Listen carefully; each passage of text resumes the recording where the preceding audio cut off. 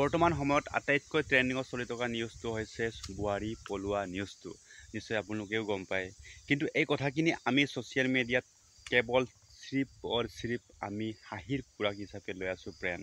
কিন্তু এটা কথা ফ্ৰেণ্ড, আমিও যদি আমাৰ লগতো যদি এনেকুৱা হয়, আমাৰ ল'ৰা ছোৱালীৰ কি যে অৱস্থা হ'ব কেতিয়াবা অনুমান কৰিছেনে ফ্ৰেণ্ড? কাৰণ মোৰ যদি ৱাইফে যদি মোক এৰি কিনি পলায়, তেতিয়াহ'লে ময়োতো বেলেগ মাইকী বিয়া পাতিম। কিন্তু যিকেইটা ল'ৰা ছোৱালী থাকি গ'ল মোৰ লগত, ইহঁতৰ অৱস্থা কি হ'ব আপোনালোকে কেতিয়াবাই অনুমান কৰিছেনে ফ্ৰেণ্ড? এই গোটেই কাহিনীটো যদি আমি বৰ্তমান আলোচনা নকৰোঁ নহয়, বহুত বেয়া দিশে আৰু গতি কৰি থাকিব। আমাৰ সমাজখন কোনটো দিশত গতি কৰিব আমি ক'বই নোৱাৰিম ফ্ৰেণ্ড। মই ভবামতে যদি এই গোটেই কাহিনীৰ আঁৰত যি বোৱাৰীয়ে পলাইছে বা যিজনে পলাই লৈ গৈছে, সেই দুটাৰ মাজতো 100% ভুল। কিন্তু তাৰ মাজতো অলপ হ'লেও যিজন মতা আছিলে নহয়, পূৰ্ব মতা মানে আগৰ যিটো মতা, তাৰ লগতো দুখ নথকা নহয়। আচ্ছা ফ্ৰেণ্ড, মই এটা কথা আপোনাক প্ৰশ্ন হিচাপে সুধিম ফ্ৰেণ্ড। আপোনাৰ যদি ৱাইফক অৰ্থাৎ ধৰ্মপত্নীক ফেচবুকত, হোৱাটছএপত, ছ'চিয়েল মিডিয়াৰ যিকোনো স্থানত বা ৰাজহুৱা স্থানত এখেতক বেলেগৰ লগত লাইন মাৰি থকা দেখা পাওঁ, আপোনাৰ ৰিয়েকশ্যন নিশ্চয় এখেতৰ ওপৰত বহুত খং হ'ব, হয় না ফ্ৰেণ্ড?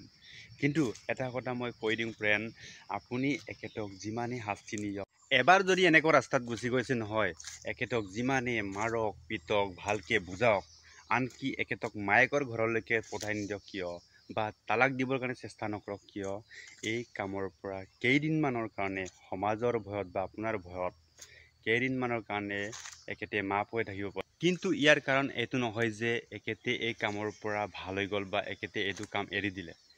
এখেতে এইটো কামৰ কাৰণে কেইদিনমানৰ কাৰণে ৰখি বেটাৰিন আইডিয়া দিমাকত লৈ কিনি যেতিয়াই চান্স পাব নহয়, ইয়াতছে বেটাৰিন কামটো কৰিব।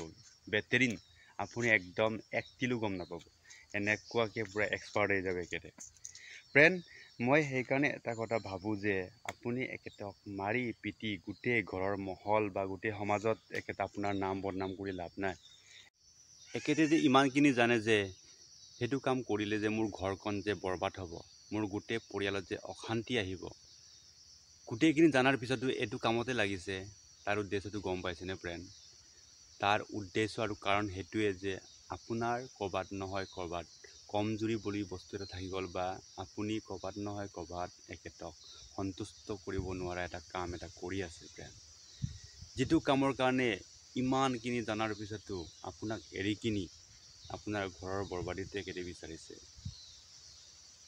চিন্তা কৰক, আপুনি নিজৰ কমজুৰিটো বা ক'ৰবাত নহয় ক'ৰবাত কমি থকাটো আপুনি বিচাৰি কিনি এই গেপছটো ফিল আপ কৰক। 100% মই কৈ দিছোঁ, এখেতে এই কামৰ পৰা ওলাই আহিবই আহিব। আপোনাৰ যিটো কমজুৰি স্বভাৱ, এই আপোনাৰ কমজুৰি স্বভাৱটো আপুনি নিজেই বিচাৰি উলিয়াই কিনি এই গেপছটো ফিল আপ কৰে নহয়, তেতিয়াহ'লে আপোনাৰ সংসাৰ আগতছে চবচে বেটাৰিন হৈ যাব। 100% মই কৈ দিছোঁ, আপুনি কৰি চাওক, এইটো প্ৰেক্টিকেলি বস্তু হয় ফ্ৰেণ্ড।